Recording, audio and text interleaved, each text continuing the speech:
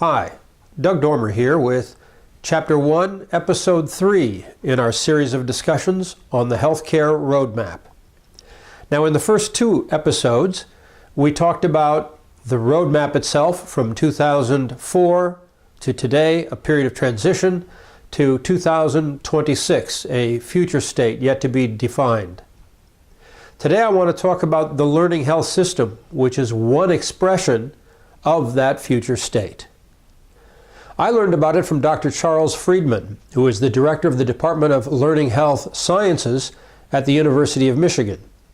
He came here from the Office of the National Coordinator for Health Information Technology, where he was the Chief Scientific Officer in his last position.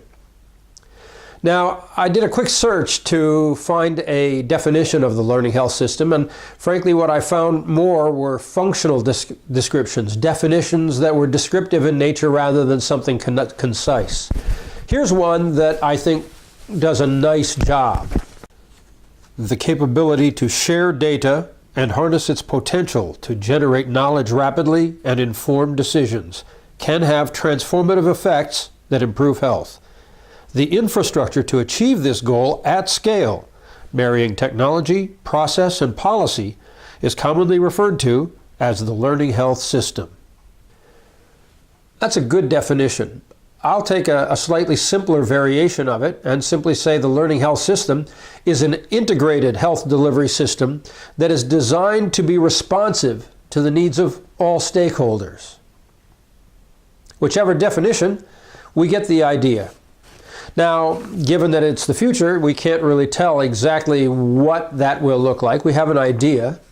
As I talk to people, here's the list of characteristics which I think are most commonly found that will define that future of the learning health system.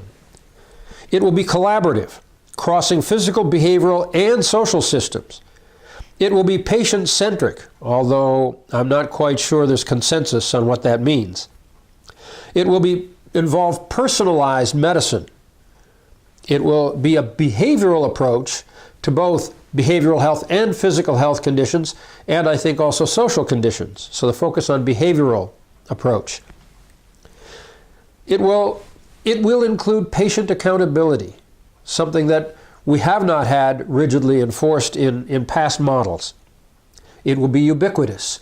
That means it will apply to everybody all the time. It will be easy. Like so much else that we have through technology and through social media, ease becomes itself a ubiquitous component.